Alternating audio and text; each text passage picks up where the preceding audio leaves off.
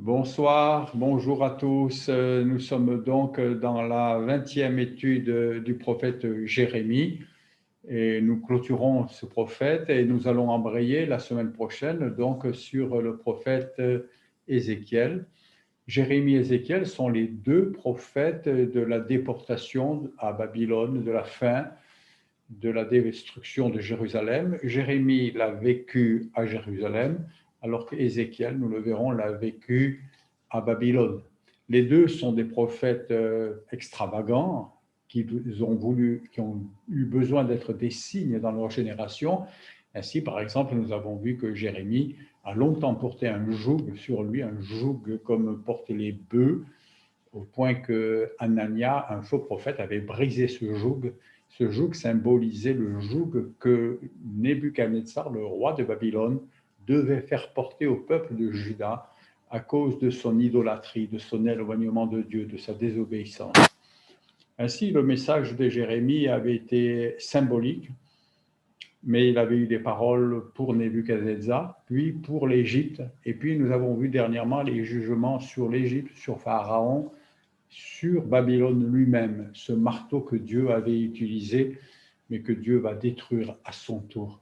Parce que quelque part, Nabuchodonosor et les Chaldéens, les Babyloniens, avaient dépassé leurs prérogatives. Et Dieu les avait missionnés pour une mission de déportation et pas de destruction totale. La conclusion du livre, je prends les notes maintenant, vous voyez, le dernier chapitre, qui est le chapitre 52, reprend les points principaux de l'histoire de la prise de Jérusalem à partir du règne de Sédécias. Et il est une sorte de résumé débouchant sur la destruction du temple.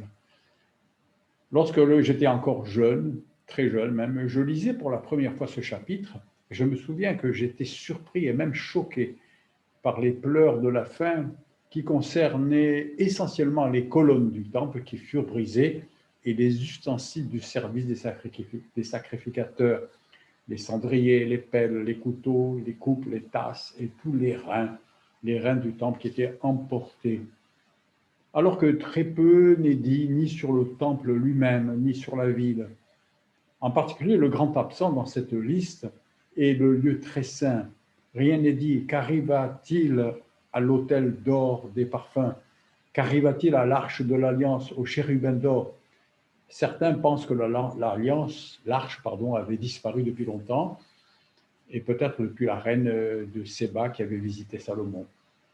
Mais ceci enlèverait tout le sens de la parole de Jérémie 3,16, qui, nous l'avons vu, parlait de l'arche de l'Alliance, en disant que plus tard on l'oublierait, qu'on n'en ferait pas une autre, au point qu'elle ne viendra même plus à la pensée. Si Jérémie parlait ainsi de l'arche du temps du roi Josias ou de Joachim, c'est que l'arche venait dans ce temps-là encore à la pensée. C'est-à-dire qu'elle était bel et bien encore dans le lieu très saint. Elle était encore à sa place. Si elle avait fait partie des premiers objets d'or remportés à Babylone lors de la première vague de déportation, il serait incroyable que l'Écriture, qui alors rapporterait le devenir des moindres pelles et des moindres ustensiles, n'en ferait pas mention du tout. De plus, dans l'histoire d'Israël, une seule fois l'arche fut emportée hors d'Israël par les Philistins, et ceux-ci s'en repentirent rapidement, alors que rien de semblable n'est rapporté parmi les réfugiés sur les rives de l'Euphrate, quant au fait que l'arche aurait été emportée. Donc la réponse à cette énigme, à savoir l'absence d'intérêt pour l'arche et pour le temple dans cette destruction, qui un enfant même était choqué par cette absence, la réponse à cette énigme se trouve dans le fait que Jérémie était le prophète du cœur. Il était venu pour nous parler du cœur, parler à Israël, à Juda du cœur. Comme nous l'avions dit en introduction de toute cette étude, dès que le père de Jérémie retrouva le livre de Moïse dans le temple, nous entrons dans ce ministère de l'Esprit de Dieu qui cherche à inscrire, qui cherchait déjà à inscrire cette parole dans les cœurs et non plus seulement sur des tables de pierre et dans une arche matérielle. Les dernières paroles de Moïse, dans les derniers chapitres du Deutéronome 30 à 32, concernaient des avertissements à la déportation qui allait survenir parmi les nations à cause de la méchanceté des cœurs, et un vibrant appel à prendre à cœur ces paroles, à revenir de tout son cœur, avec une promesse révolutionnaire d'un changement majeur. Dieu avait dit, l'Éternel, ton Dieu, circoncira ton cœur et le cœur de ta postérité. Il changera, marquera ton cœur, et tu aimeras l'Éternel, ton Dieu, de tout ton cœur, afin que tu vives. C'est-à-dire que Dieu avait promis un changement, quelque chose qui parviendrait dans un miracle du changement de cœur pour s'attacher. Ainsi, les paroles de Jérémie furent dans ce sens, et elles culminèrent dans Jérémie au chapitre 31, verset 31, Jérémie 31, 31, lorsque Dieu annonçait par Jérémie une alliance nouvelle dans les cœurs qui allait venir. Cette nouvelle alliance était annoncée, elle devait libérer complètement du péché. Elle était a priori réservée et préparée pour Juda et Israël. Et elle conduirait à un total rétablissement de la relation avec Dieu, mais avait pour siège les cœurs, le cœur de chacun. Ainsi, si Moïse avait remis la loi au sacrificateur qui portait l'arche de l'Alliance à la fin de sa vie dans le Deutéronome au chapitre 31, maintenant Dieu lui-même allait déposer cette loi dans les cœurs. C'est la parole de Jérémie 31, 31. Il y aura une loi dans les cœurs. Et c'est pour ça que l'arche de l'Alliance n'aura plus d'importance et ne viendra plus à la pensée. Car la véritable alliance, cette nouvelle alliance qui est promise, qui est bien supérieure, n'y se trouvera plus dans cette arche. Elle se trouvera dans les cœurs, cette nouvelle alliance. Ainsi, nous trouvons une réponse partielle à cette énigme, à savoir que Jérémie ne pleura ni le temple ni l'arche, car l'un comme l'autre ne viennent plus à la pensée dans la nouvelle alliance que Dieu préparait pour son peuple. À la fin de l'analyse de ce dernier chapitre, nous parlerons davantage sur la véritable arche de la nouvelle alliance. Le dernier chapitre de Jérémie, nous y venons donc, il reprend donc les principaux points du règne de Sédécias. Jérémie 52, 1, Sédécias avait 21 ans lorsqu'il devint roi, il régnait à 11 ans, sa mère s'appelait. Le rôle de la mère est souligné encore une fois. Nous avons vu que cette femme était participante d'un grand péché familial et elle avait amené à pécher toute la famille. Les versets 2 à 16 résument l'histoire jusqu'à Guédalia. Puis le récit se concentre sur la destruction du temple. Sédécias fit mal. Il arriva à cause de la colère de l'Éternel contre Jérusalem et contre Juda qu'il voulait rejeter de devant sa face. Et Sédécias se révolta contre le roi de Babylone. Nous l'avions vu ces choses. Mais notons qu'ici, la parole explique la cause du mal que fit Sédécias. Jérémie est un prophète qui regarde ce qui se passe dans les cœurs.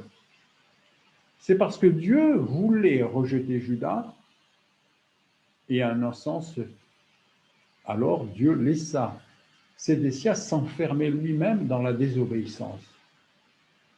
Vous voyez, il fit ce qui est mal aux yeux de l'Éternel, comme avait fait Joachim, et cela arriva, on pourrait penser que c'est arrivé parce que la mère de Sédécias l'avait conduit dans le péché, parce que Sédécias avait péché, parce qu'Israël avait péché, mais le péché de Sédécias arriva à cause de la colère de l'Éternel contre Jérusalem, contre Juda. C'est parce que Dieu avait une colère contre son peuple que Sédécias a péché. Et que Dieu voulait rejeter Juda de devant sa face. Et alors Sédécias se révolta contre le roi de Babylone.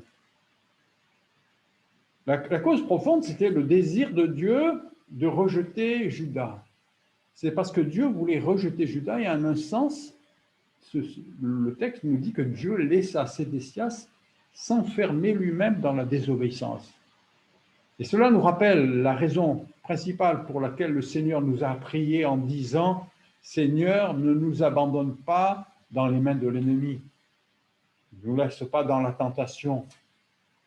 Ne nous abandonne pas dans la tentation à faire le mal, mais délivre-nous du malin. » Ainsi, lorsque nous sommes délivrés du piège du diable, et c'est souvent que le Seigneur nous en délivre, c'est toujours l'effet de sa grâce agissante et active pour nous.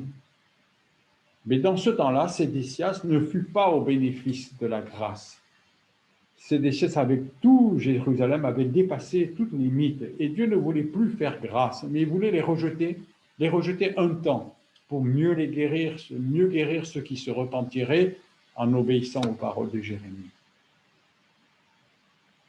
Alors arrivèrent les 14 mois de siège de Jérusalem, 52-4, la 9e année de Sédécias, le 10e jour du mois. Nebuchadnezzar, roi de Babylone, vient avec toute son armée contre Jérusalem. Ils campèrent les retranchements, la ville fut assiégée, la famine s'est installée et Sédécias fut rattrapé dans sa fuite. Et sa fin fut lamentable, au point qu'aucun de la lignée de Salomon ne survécut pour accéder au trône de David. Nous le savons, l'histoire est rappelée, la brèche fut faite, l'armée des Chaldéens poursuivit le roi qui s'était échappé, il atteignirent Sédécias dans les plaines de Jéricho, ils l'enchaînèrent, ils le saisirent, ils le firent monter vers le roi de Babylone à Ribla dans le pays de Humat, ils prononçant contre lui une sentence, et le roi de Babylone fit égorger les fils de Sédécias en sa présence. Il fit aussi égorger tous les chefs de Juda. C'est ainsi qu'il ne restait plus personne de la descendance de Salomon. Puis il fit crever les yeux à Sédécias, le fit lier avec des chaînes, l'emmena à Babylone et le tint là jusqu'au jour de sa mort en prison. Le temple fut brûlé, mais comme je le disais en introduction, vous verrez que Jérémie le dit très succinctement, très rapidement.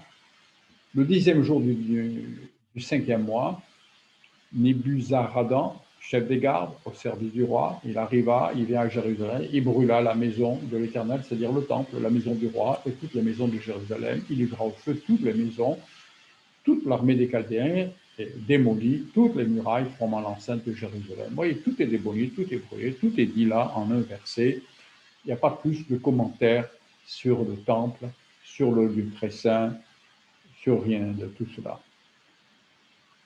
Nebuzaradan, le chef des gardes, emmena captif une partie des pauvres du pays. Cependant, chef des gardes laissa comme vignerons et comme laboureurs quelques-uns des plus pauvres du pays. Nous l'avons vu, c'était sous la garde de Guédalia. Jérémie se joint à eux, mais il y eut des assassinats, des trahisons qui menèrent ce reste qui avait survécu à s'échapper en Égypte, contrairement au conseil ultime de Jérémie, et nous avons vu la suite. Là-dessus, Jérémie conclut, le livre de Jérémie conclut en nous parlant des objets qui étaient dans le temple, et non pas du temple lui-même. Cette conclusion, elle reprend celle du livre des rois, et nous sommes doublement surpris, comme je l'ai déjà dit, il n'est fait aucune mention de l'arche, ni du temple lui-même. La première constatation concerne de Jérémie, et Jérémie est concerné par les 2 colonnes du temple. Ces 2 colonnes, nous savons que nous avons étudié il y a 2 ans dans une étude intitulée « Sacrificateur dans les Écritures », donc on peut trouver les notes sur Amazon. Nous savons que la variation de la hauteur totale de ces colonnes, les colonnes étaient d'airain, elles étaient surmontées d'un chapiteau qui était au-dessus, chacune, et avant et après la destruction du temple, il y a une constatation qui vient du livre des rois, c'est que la hauteur de ces colonnes avait diminué de 2 coudées, c'est-à-dire d'1 mètre environ. Et on peut le voir en comparant les textes dans les livres des rois et des chroniques. Et ce fait alimente plusieurs théories relatives à la présence de mécanismes très astucieux disposés dans ces colonnes creuses, ces mécanismes qui auraient agi comme 2 pistons géants actionnés par la baisse des 2 énormes chapiteaux massifs d'airain qui pouvaient peser plusieurs tonnes en descendant d'1 mètre chacun. Ils ont une puissance importante. Ce mécanisme avait été conçu par Uram comme sauvegarde ultime des objets du lieu très saint, pensent certains, et aurait été déclenché par un sacrificateur, quelqu'un qui veillait. Cette spéculation est basée sur 2 points essentiels, la baisse des chapiteaux, on le voit en comparant 1 Roi 7,16 et 2 Rois 25,17. Avant la destruction, la hauteur est de 5 coudées pour les chapiteaux. Après la destruction, elle n'est plus que de 3 coudées. Donc il y a eu cette baisse, ce mécanisme. Et le fait que le constructeur Huram, lui, fut spécialement envoyé par le roi de Tyr en tant que grand spécialiste de tels mécanismes, spécialiste du travail dans les reins, travail qui à cette époque existait déjà en Égypte, d'après les tenants de cette théorie. Dans 2 Chroniques, on voit que le roi avait dit « Je t'envoie donc un homme habile et intelligent, Huram Albi, fils d'une femme d'entre les filles de Dan et d'un père tyrien. » Et c'est ces gens-là qui avaient construit les mécanismes dans les pyramides, paraît-il, et dans les choses cachées dans les pyramides. Et vous voyez pourquoi la question est pour faire ces 2 colonnes, qui étaient des colonnes en airain, pourquoi fallait-il être un homme très habile et très intelligent, doué, un spécialiste sans doute parce que dans ces colonnes, il y a quelque chose que nous comprendrons plus tard.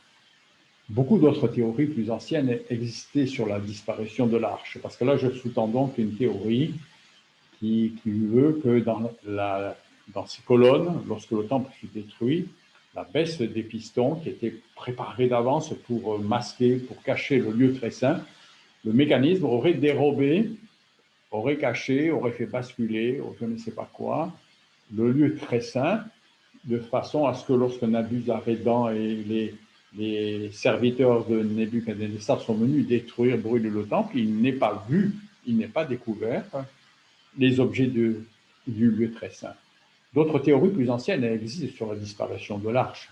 La plus célèbre, vu que l'arche a été emportée en Éthiopie du temps de roi Salomon, mais elle est mise à mal, comme je viens de le dire, par le fait que par la suite, on comprend que l'arche était encore dans le temple, au point que Jérémie dit que plus tard, elle disparaîtra et qu'elle ne viendra plus à la pensée. Ce qui veut donc dire que du temps que Jérémie vivait, pour ses contemporains, l'arche venait à la pensée et l'arche était toujours associée au temple et n'avait pas disparu.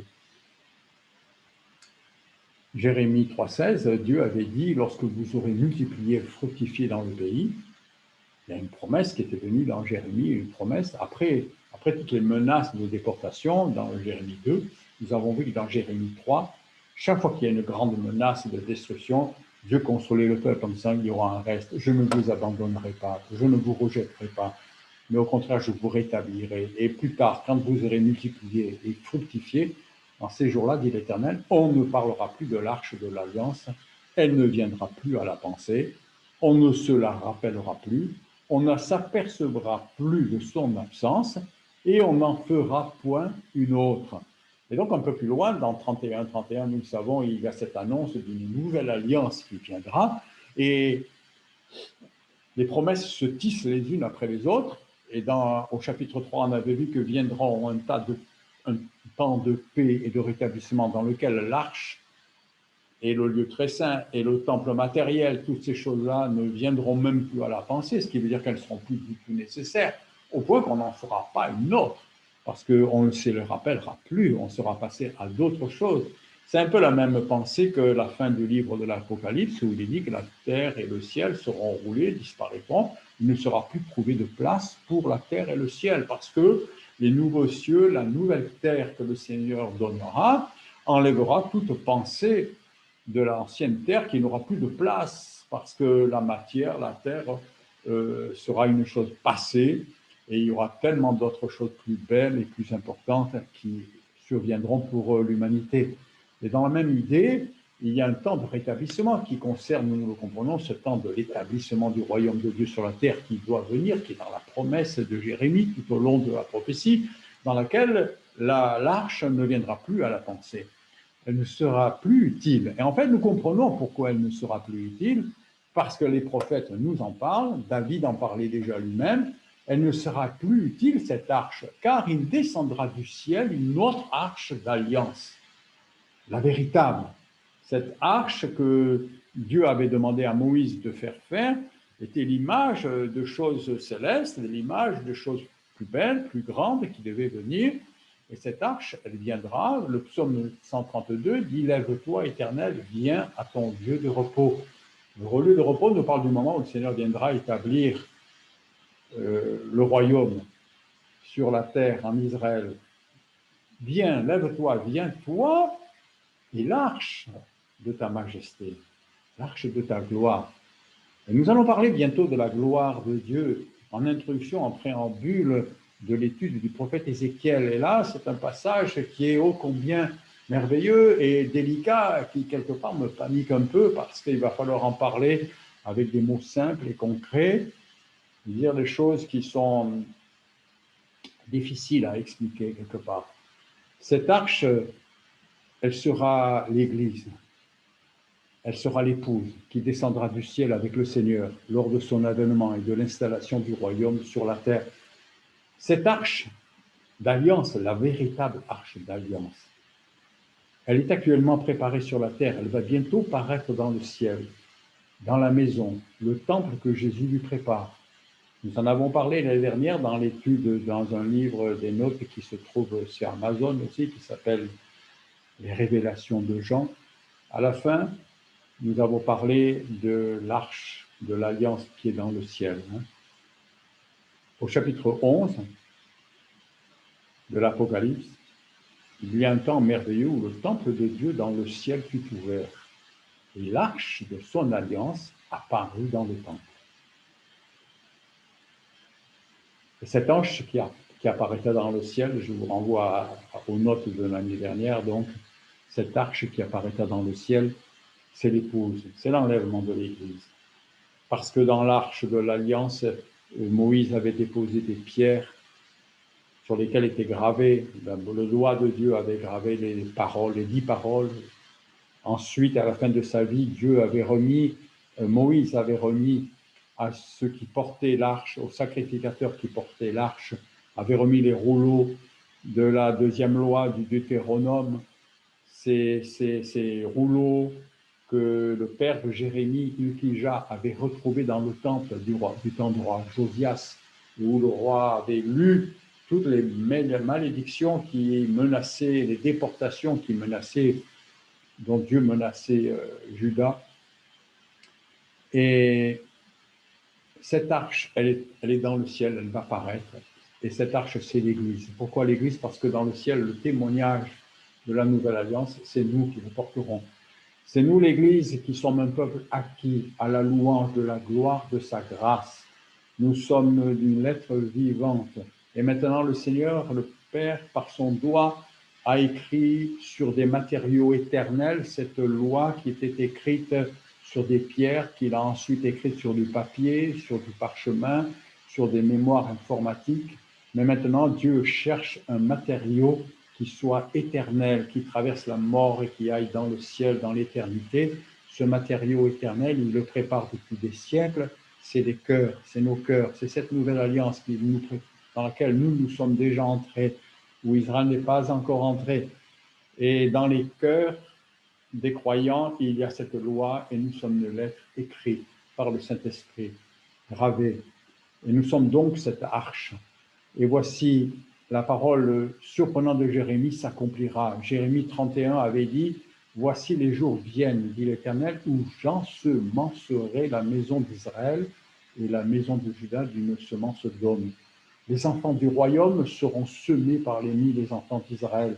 Et cette arche qui descendra avec le Seigneur, lorsqu'il reviendra pour être admiré dans tous ceux qui auront cru, nous dit l'Épître aux Thessaloniciens, cette arche nous parle du grand mystère du temps du rétablissement de toutes choses, ce temps de millénium, lorsque l'Église régnera avec le Seigneur. Ainsi, la plus grande surprise, c'est que Jérémie, dans sa conclusion, faisant ce bilan général, ne mentionne ni l'arche ni le temple, ceci probablement en relation avec la nouvelle alliance annoncée. Voici, les jours viennent, dit l'Éternel, je ferai avec la maison d'Israël et la maison de Juda une nouvelle alliance.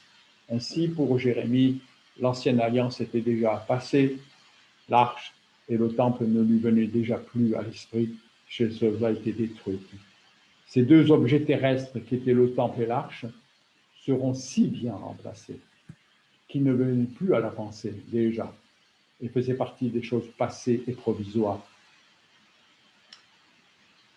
Et voici comment se termine donc la conclusion de Jérémie. Les Chaldéens brisèrent les colonnes des reins qui étaient dans la maison de l'Éternel, les bases, la mer, les reins qui étaient dans la maison de l'Éternel. Ils emportèrent tous les reins à Babylone Ils prirent les cendriers, les pelles, les couteaux, les coupes, les tasses, tous les ustensiles d'airain avec lesquels on faisait le service.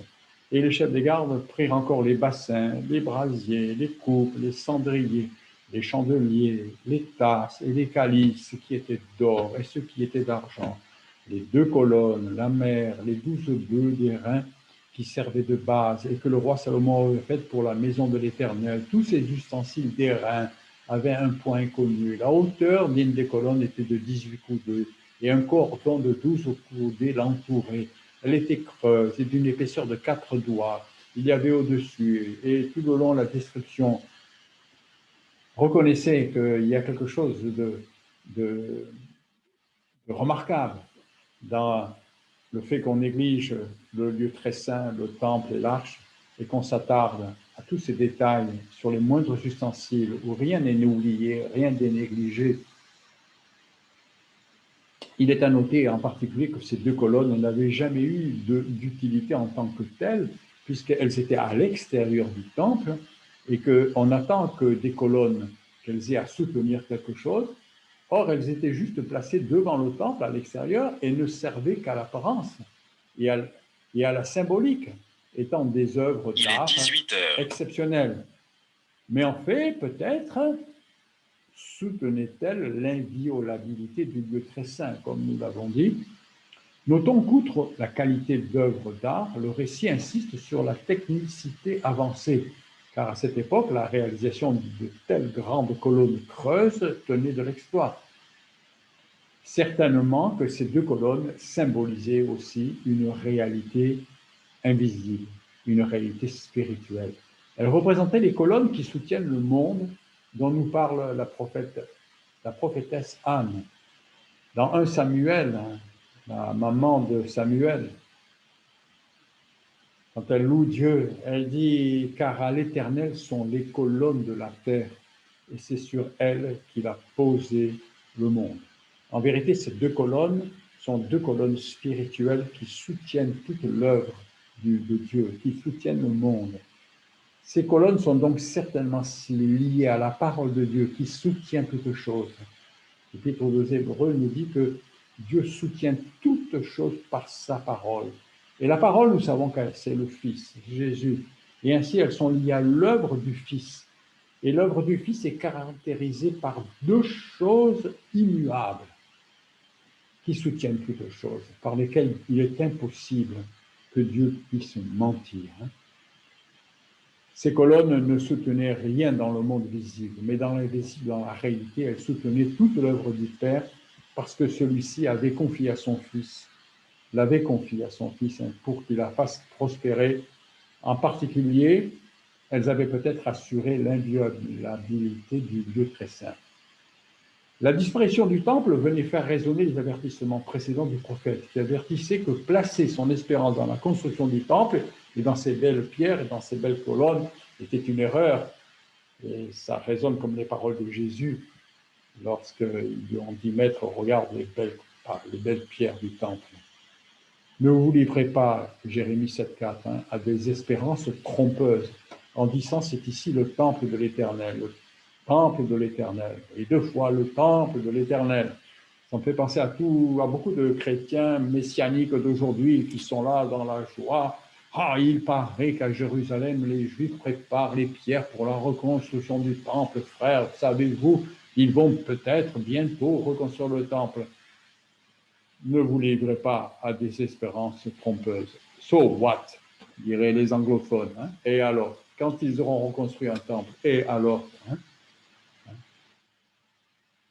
si vous réformez vos voies et vos œuvres, si vous pratiquez la justice, si vous n'opprimez pas l'étranger, l'orphelin et la veuve, s'il n'allait pas vers d'autres dieux pour votre malheur. Ce que le Seigneur voulait, c'était une réforme des cœurs et la nouvelle loi et la nouvelle arche. Elle n'était plus dans ce temple de pierre, mais elle allait venir dans les cœurs.